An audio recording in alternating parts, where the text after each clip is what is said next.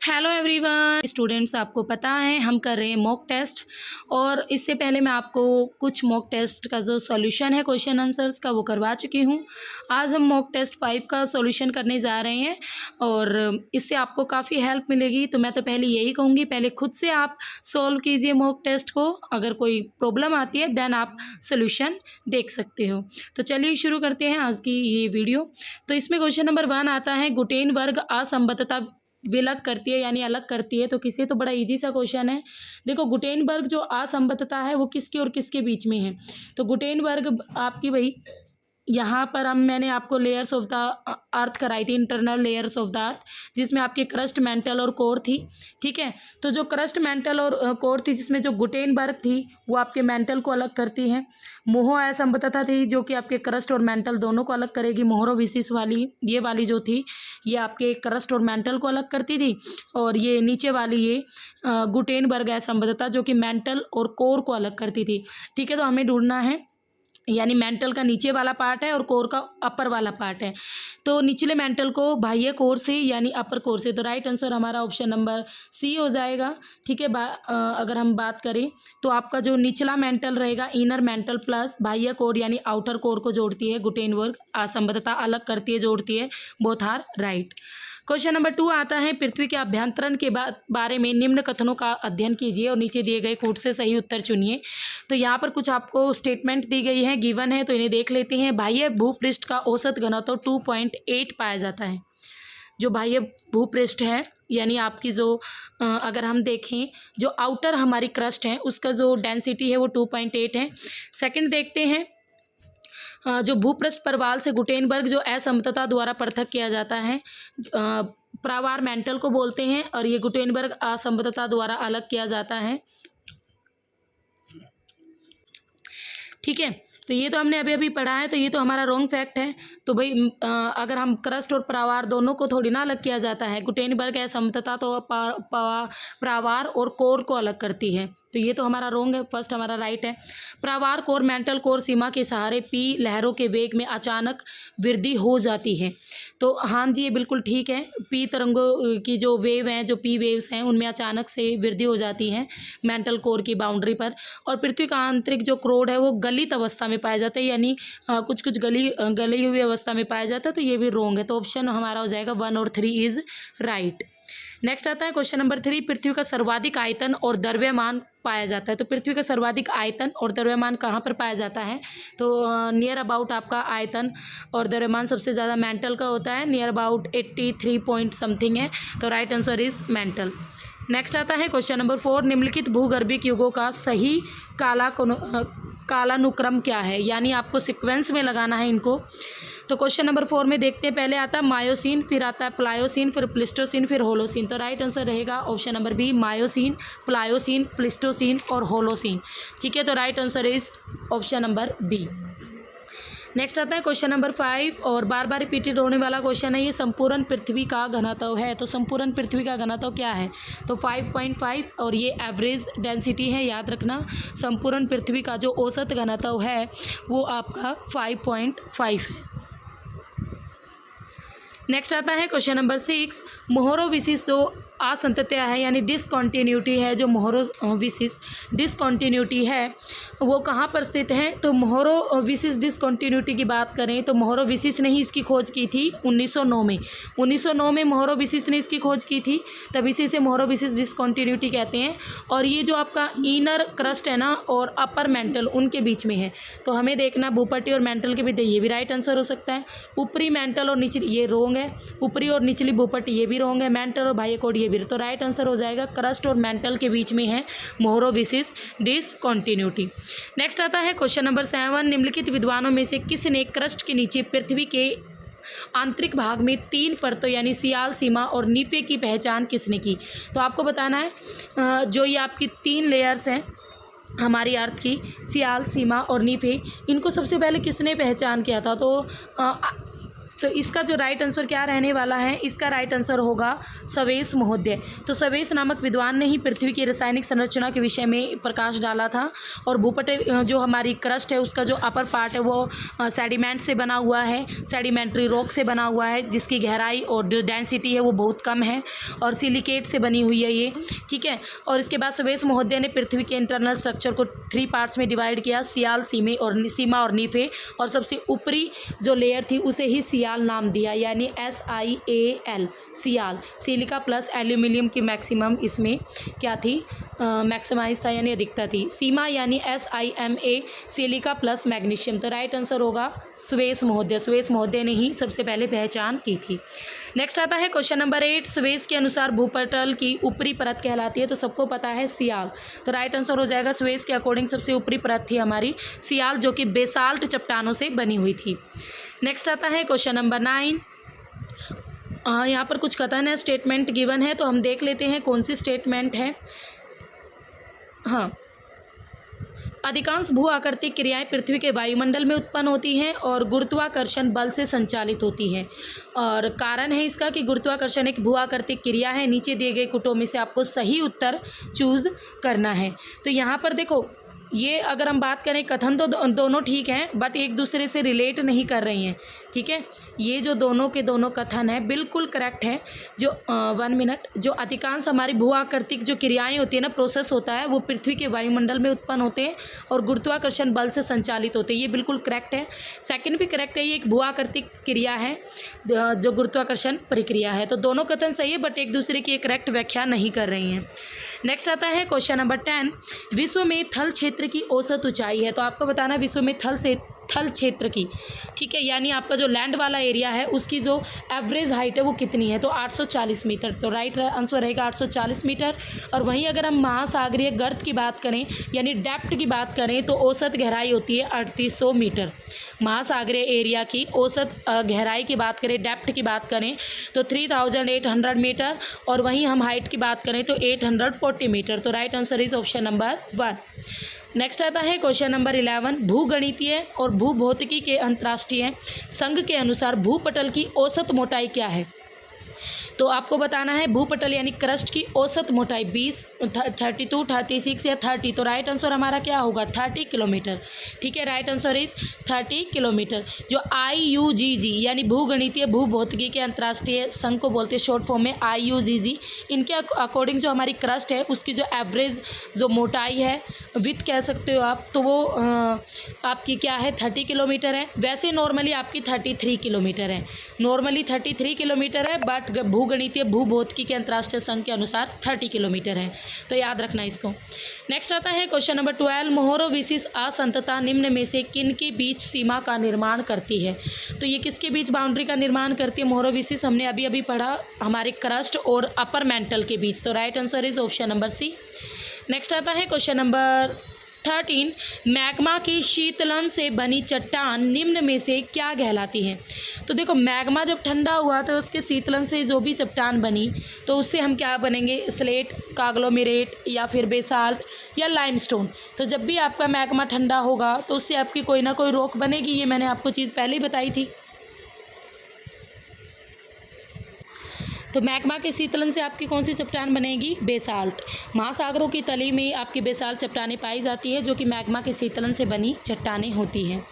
Next आता है question number 14। Granite से निर्मित कायांतरित चट्टान है, तो आपको मेटामॉर्फिक रॉक्स बतानी है जो कि ग्रेनाइट से बनी है, तो इसका राइट आंसर होगा नीस, ठीक है। मेटामॉर्फिक रॉक्स का एग्जाम्पल है ग्रेनाइट का, जब रूप बदल जाता है तो वो नीस में चेंज हो जाती है जो कि एक मेटामॉर्फिक रॉक है। नेक्स्ट आता है क्वेश्चन नंबर 15। नीचे मुलायम चट्टान के ऊपर उपस्थित कड़ी चट्टान किस नाम से जानी जाती है, यानी नीचे मुलायम है और ऊपर बिल्कुल कठोर चट्टान है, तो उसे हम किस नाम से जानेंगे, तो उसे कहेंगे मैसा। ये आपकी एक स्ट्रक्चर है जो कि मैंने आपको पढ़ा रखा है जब मैंने आपको कराए थे ना, आई थिंक मैसा, ब्यूट, ये करवा रखे मैंने आपको, ब्यूटी, हारबैग, ये केस्टा सब कुछ करवा रखा है। तो जब भी मुलायम चट्टान के ऊपर कोई स्ट्रॉन्ग चट्टान, देखो नीचे की मुलायम चट्टान कट जाती है और ऊपर की जो स्ट्रॉन्ग चट्टान है वो बिल्कुल ऐसे खड़ी रह जाएगी, तो इस वाले स्ट्रक्चर को बोलते हैं मैसा। तो right answer is option number D. Next आता है क्वेश्चन नंबर 16, सीसा और जस्ता निम्न में से किस काल की चट्टानों से संबंधित है, यानी ये किस काल की चट्टानों में पाया गया था, सीसा और जस्ता। तो राइट आंसर रहेगा आर्कियन काल, ऑप्शन नंबर ए, आर्कियन।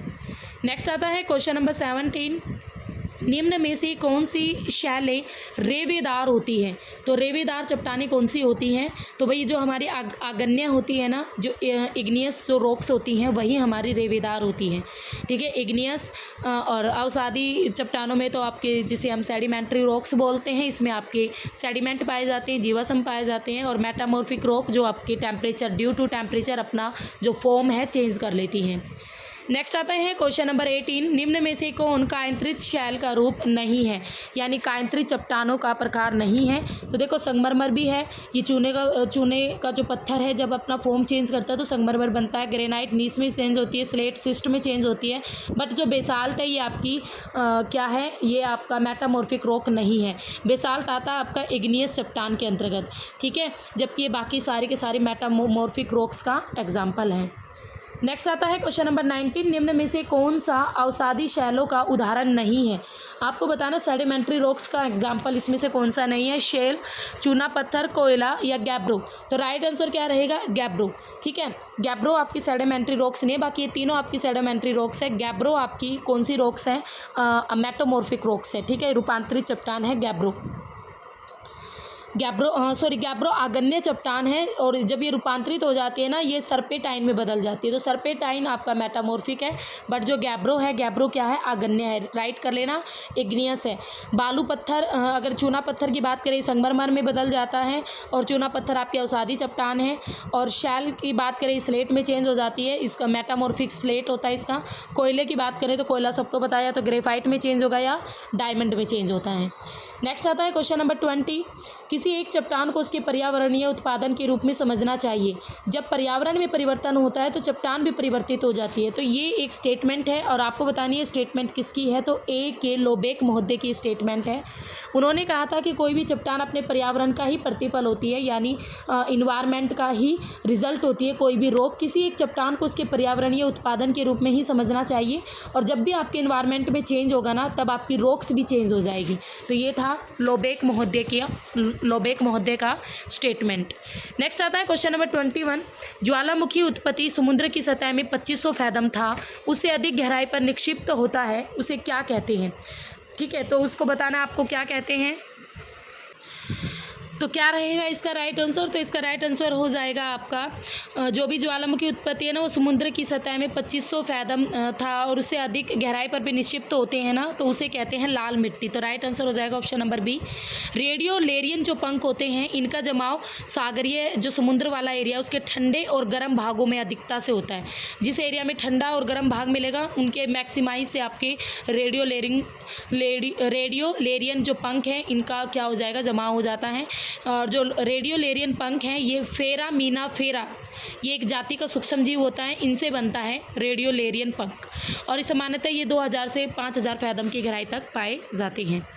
और रेडियो लेरियन से क्वेश्चन बनते हैं, काफ़ी अच्छी तरीके से करना इसे। नेक्स्ट आता है क्वेश्चन नंबर 22, उष्ण कटिबंधीय चक्रवातों की उत्पत्ति के लिए आदर्श जो स्थितियां पाई जाती हैं वो कहाँ पाई जाती हैं। तो उष्ण कटिबंधीय महासागरों के पश्चिमी तट पर, ठीक है। आदर्श स्थितियां मैक्सिमम जो आपके चक्रवात जो साइक्लोन उत्पन्न होते हैं, पैदा होते हैं, ओरिजिनेट होते हैं, वो उष्ण कटिबंधीय महासागरों के वेस्टर्न कोस्टल एरिया पर ओरिजिनेट होते हैं। नेक्स्ट आता है क्वेश्चन नंबर 23, निम्न युग्मों में से कौन युग्म सुमेलित नहीं है। एक तरफ चोटियां हैं, दूसरी तरफ देश है, और इंपॉर्टेंट क्वेश्चन है, बार बार एग्जाम में आता भी है। एकांक गुहा, देखो एकांक गुहा आपको बताना कौन सा सुमेलित नहीं है, ठीक है। तो जो हमारी एकांक गुहा है वो आपका अर्जेंटीना में है, ठीक है। और भाई जो कोटोपैक्सी है वो सूडान में है, ये गलत है, कोटोपैक्सी सूडान में नहीं है। किलिमंजारो आपकी तंजानिया में पड़ती है, किली जो मंजारो है वो आपकी तंजानिया में पड़ती है। ठीक है। तो इसमें जो बिल्कुल रॉन्ग है वो यही है, कोटोपैक्सी सूडान में, क्योंकि कोटोपैक्सी आपका साउथ अमेरिका कॉन्टिनेंट में है और इक्वेडोर कंट्री में है। तो राइट आंसर होगा ऑप्शन नंबर बी। ये आपका बिल्कुल गलत है। कोटोपैक्सी हमारा कहाँ पर है? South America, Ecuador country. और अगर हम बात करें वर्ल्ड का सबसे हाईएस्ट ये कह सकते हो एक्टिव वोल्केनो माउंटेन है ये, यानी पिक है ये, ठीक है। तो बाकी किलिमंजारो तंजानिया में करेक्ट, और देनाली आपका अमेरिका में पड़ता है, ये भी करेक्ट है। तो राइट आंसर रहेगा बी आपका रोंग दिया गया है। नेक्स्ट आता है क्वेश्चन नंबर 24। पिंडित लावा के अपसरण से कौन सी मिट्टी बनती है? यानी पिंडित लावा। तो पिंडित लावा से आपकी काली मिट्टी बनती है, और काली मिट्टी को रेगुर मिट्टी भी कहते हैं। जब भी ज्वालामुखी विस्फोट होता है तो काली मिट्टी का निर्माण होता है, और यहाँ पर भी लावा की बात की गई है तो काली मिट्टी बनेगी। और इसके बाद काली मिट्टी आपकी बहुत ही मृतिका में यानी बारीक भी होती है और अपारगम्य भी होती है। नमी को काफ़ी देर अपने अंदर ये समा के रखती है, नमी को जल्दी से सूख जाने नहीं देती, और शुष्क ऋतु में ये बिल्कुल ऐसे सूख जाती है और इसके बीच में दरारें भी पड़ जाती हैं इस मिट्टी के अंदर, और जैसे ही बारिश होगी तो ये चिपचिपी भी हो जाती है, और आपके घर के चूल्हे और हारे इसी मिट्टी से बनते हैं, काली मिट्टी से, ठीक है। नेक्स्ट आता है क्वेश्चन नंबर 25। ज्वालामुखी उद्गार के निम्न प्रकारों में से कौन सा एक प्राय विस्फोटक नहीं होता? तो ज्वालामुखी उद्गार की बात करें तो इनमें से विस्फोटक कौन सा नहीं होता है ना? तो हवाई तुल्य। देखो पीलियन वाले तो भयंकर विस्फोटक होते हैं, जो हवाई तुल्य प्रकार की ज्वालामुखी है जब भी इनमें विस्फोट होगा ना वो बिल्कुल शांति से होता है, बहुत ही कम विस्फोट होता है। इसका मुख्य कारण है कि इसमें गैस जो है ना वो बहुत कम मात्रा में कमी है इनमें, और लावा भी बहुत पतला है, इस वजह से विस्फोट नहीं होगा हवाई तुल्य ज्वालामुखी में। बिल्कुल आराम से ऐसे ऐसे बह के लावा चल देता है, तो ज़्यादा विस्फोट यहाँ पर नहीं होता। तो right answer is option number B. Next आता है क्वेश्चन नंबर 26। विश्व का सर्वोच्च शांत ज्वालामुखी बताना है आपको। तो शांत ज्वालामुखी की बात करें यानी एक्सटेंट जो आपका वोल्केनो है वो है एकांकगुआ, और 7021 मीटर की हाइट पर है। एंडीज़ माउंटेन पर है ये, एंडीज़ माउंटेन रेंज पर। और एंडीज़ माउंटेन रेंज आपको पता है ना साउथ अमेरिका में पड़ती है, काफ़ी कंट्रीज़ पड़ जाती है इसमें, ठीक है।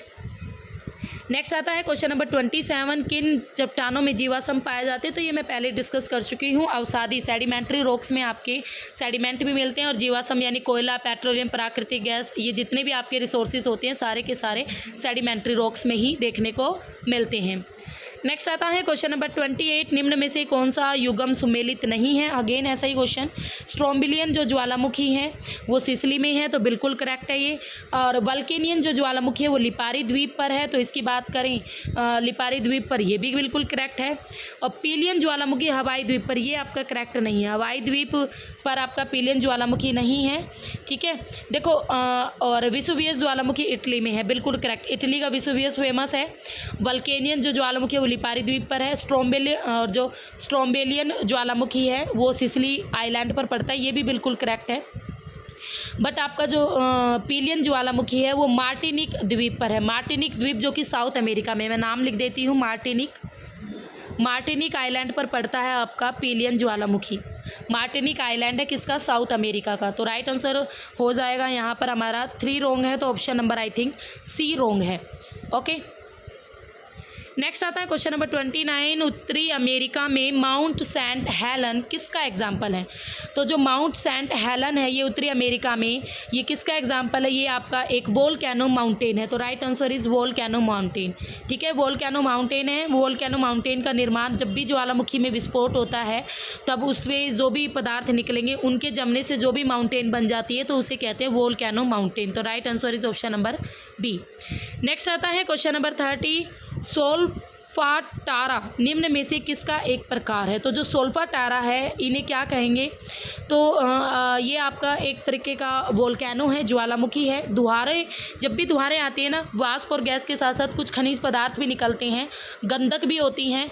अधिक मात्रा में जब गंधक आ जाएगा ना तो उसे बोलते हैं गंधकीय दुहारे। जब भी ज्वालामुखी विस्फोट होगा, जब गंधक ज़्यादा निकलेगा तो गंधकीय दुहारे बोलते हैं उन्हें, जिसे सोल्फाटारा के नाम से भी जाना जाता है, ठीक है। तो इसको ध्यान रखना जी। और ये एक ऐसा छेद से ही निकलते हैं जहाँ से ज्वालामुखी जब भी फटता है गैसेस निकलती हैं, धुआं निकलता है, वाष्प निकलते हैं, तो इन दुहारों के साथ ही गंधक निकलता है जिसे गंधकीय दुहारे या सोल्फाटारा के नाम से जाना जाता है।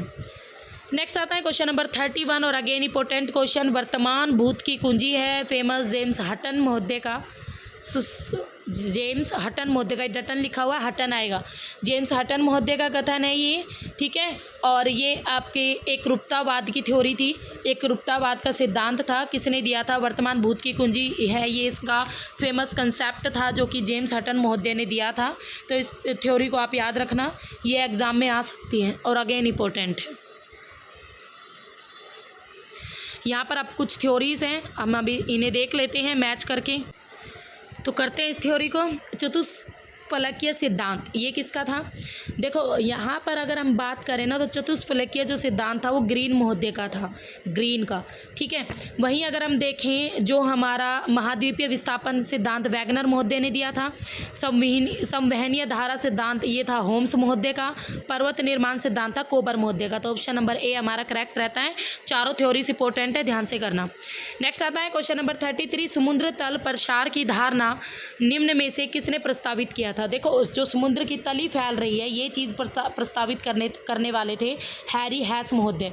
इन्होंने अपने सिद्धांत का प्रतिपादन 1962 में किया था, जिसके अनुसार सभी महाद्वीप, सभी महासागर प्लेटों के ऊपर हैं और प्लेटें मूवमेंट कर रही हैं, जिससे समुद्र की जो तली है उसमें फैलावट हो रही है, उसका प्रसार हो रहा है। तो हैरी हैस महोदय इज करेक्ट आंसर। नेक्स्ट आता है क्वेश्चन नंबर 34, निम्न में से भूकंप के इलास्टिक रिबाउंड सिद्धांत को किसने प्रतिपादित किया था? तो भाई किसने प्रतिपादित किया था? तो राइट आंसर रहेगा हेनरी फील्डिंग रीड ने। हेनरी फील्डिंग रीड ने इसे प्रतिपादित किया था।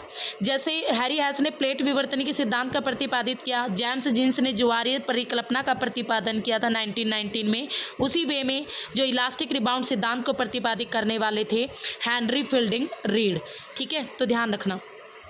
नेक्स्ट आता है क्वेश्चन नंबर 35, निम्न में से किसने उत्तरी और दक्षिणी अमेर के पश्चिमी छोर पर रॉकीज और एंडीज के उत्तर दक्षिण स्थिति को अपने बहाव और विस्थापन सिद्धांत के माध्यम से स्पष्ट किया? तो वो थे और कोई नहीं, F.B. टेलर महोदय, इन्होंने ही किया था। महाद्वीपों के प्रभावित होने की संभावनाओं का सुझाव सर्वप्रथम बात करें तो स्नाइडर ने दिया था 1858 में, और टेलर महोदय ने 1920 में महाद्वीपीय प्रवाह की परिकल्पना के आधार पर जो मोड़दार हमारे पर्वत बने हैं, फोल्डर जो माउंटेन है, उनके वितरण को स्पष्ट करने का प्रयास किया था। और सर्वप्रथम वैगनर ने 1912 में क्या किया था? महाद्वीपीय प्रवाह के सिद्धांत के रूप में इसे लिखा था, ठीक है। बट ये स्थिति के माध्यम से स्पष्ट किसने किया था? टेलर महोदय ने। नेक्स्ट आता है क्वेश्चन नंबर 36, वैगनर के अनुसार महाद्वीपीय विस्थापन के लिए निम्न में से कौन सा बल या शक्ति उत्तरदायी है? तो वैगनर कहता है भाई महाद्वीपीय बल के लिए सबसे ज़्यादा ज्वारीय बल उत्तरदायी है। वैगनर जर्मनी का एक प्रसिद्ध जलवायु विज्ञानी और भूगर्भ शास्त्री था। उसने अपने महाद्वीपीय प्रवाह सिद्धांत का प्रतिपादन 1912 में किया था। उसकी एक बुक भी थी, origin of continent and oceans. Wagner का मानना था जैसे ही पेंजिया टूटा, तो पेंजिया के टूटने के बाद उसका वो दो अलग अलग डायरेक्शंस में चला गया। पहला महाद्वीपों की पश्चिम दिशा की ओर प्रवाह, जहाँ पर सूर्य और चंद्रमा का ज्वारीय बल के कारण हुआ। दूसरा भूमध्य रेखा की ओर प्रवाह, जो गुरुत्वीय बल और ज्वलन शक्ति के कारण हुआ, ठीक है। महाद्वीप जो हमारे सियाल से बने हैं, सीमा से कम घनत्व के हैं, इसलिए सियाल जो है वो सीमा के ऊपर तैर रहा है। तो ये सब कुछ किसने डिफाइन किया था? वैगनर महोदय ने। इंपॉर्टेंट इन्फॉर्मेशन से सारी याद रखना। नेक्स्ट आता है क्वेश्चन नंबर 37, भूमध्य सागर निम्न देशों में से किसकी सीमा है? इराक, लेबनान, जॉर्डन या इनमें से कोई नहीं? तो जो भूमध्य सागर है वो आपके लेबनान की है, क्योंकि भूमध्य सागरीय तटवर्ती देश है, बिल्कुल कोस्टल एरिया पर है मेडिटेरियन सी के, ठीक है। वो है लेबनान, और लेबनान को मध्य पूर्व का स्विट्जरलैंड भी कहते हैं। लेबनान की कैपिटल है बेरूत, और बेरूत में सैदा और त्रिपोली, ये दोनों तेल शोधन कारखाने यानी ऑयल रिफाइनरीज हैं, ठीक है। त्रिपोली और सैदा याद रखना, लेबनान। नेक्स्ट आता है क्वेश्चन नंबर 38, वैगनर के महाद्वीपीय विस्थापन सिद्धांत के अकॉर्डिंग लोरेशिया और गोंडवाना लैंड के मध्य कौन सा सागर था? तो इन दोनों के मध्य यूनोना कौन सा सागर था? ये वैगनर ने एक तो पेंजिया बताया था और एक पैंथालासा बताया था, है ना। पैंथालासा जिसे संपूर्ण जल कहा गया था। बट यहाँ पर पूछा लोरेशिया और गोंडवाना के मध्य है, तो टेथिस सागर था। पहले अगर एक ही सागर की बात करेगा जब पैंथालासा था, बट इन दोनों के मध्य टेथिस सागर था, जो बाद में वो फोल्डेड माउंटेन बन गया, कौन? हिमालय। नेक्स्ट आता है भारतीय प्लेटों या पठार का अस्तित्व किसका कारण है? जो आपकी भारतीय प्लेटें हैं या जो पठार हैं वो किसके कारण उत्पन्न हुई हैं? तो राइट आंसर रहेंगे जो भारतीय प्लेटें हैं वो उन्मंजन का एग्जाम्पल हैं। भारतीय प्लेटों का अस्तित्व उन्मंजन के कारण हुआ है, यानी अवतलन भी कह सकते हो। अवतलन नहीं रहेगा। अवतलन तो ये होता है कि भू आकृतिक में जब भूपट्टी के किसी पार्ट का अपने चारों ओर से नीचे धंस जाए तो उसे, यानी ये कोई पार्ट है अपने चारों वाले एरिया से ये बिल्कुल नीचे की ओर धंस जाए तो ये होगा उसका अवतलन। उन्मंजन होगा ऊपर की ओर उठना, ठीक है। तो जो भारतीय प्लेटें हैं या जो पठार है उसका अस्तित्व उन्मंजन के कारण है, यानी अपने आसपास वाले एरिया से थोड़ा सा ऊपर उठ जाना। नेक्स्ट आता है क्वेश्चन नंबर 40। नज़का जो प्लेट स्थित है, नज़का प्लेट कहाँ पर स्थित है? तो दक्षिण अमेरिका के वेस्ट में पड़ती है नज़का प्लेट। टूजो विल्सन ने दिया था प्लेट वाले सिद्धांत को, प्लेट की संज्ञा 1965 में। मार्गन ने 1968 में पृथ्वी को 6 प्लेटों में भागा और 20 शॉर्ट प्लेट्स में डिवाइड किया था, ठीक है, याद रखना। नेक्स्ट आता है क्वेश्चन नंबर 41। सैन एंड्रियन भ्रंश है, जो सैन एंड्रियन भ्रंश है वो रूपांतरण भ्रंश का एग्जाम्पल है। ये आपका नेट में भी बार बार पूछा जाता है और पीजीटी लेवल पर भी ये क्वेश्चन बार बार रिपीट होता है।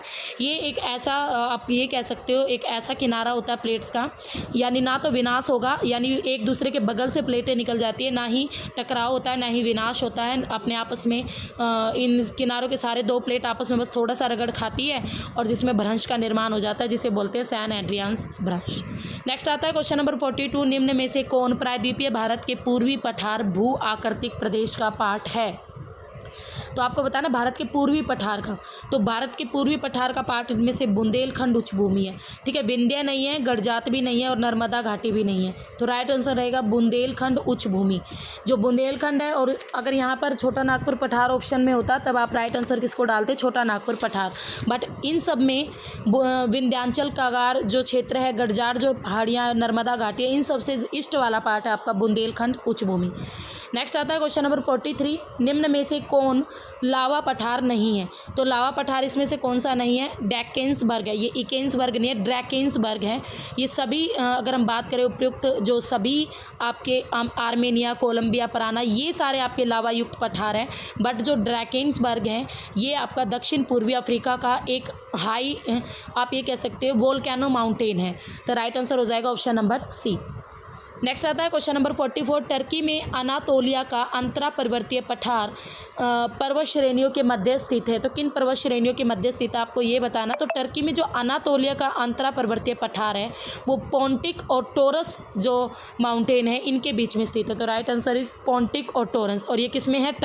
टर्की में, याद रखना। नेक्स्ट आता है क्वेश्चन नंबर 45। निम्न में से कौन सा पठार लावा द्वारा निर्मित नहीं है? Brazilian, Patagonian, Deccan, Colombian. अब देखो इंडिया का तो सबको पता है दक्कन का पठार लावा से ही बना है।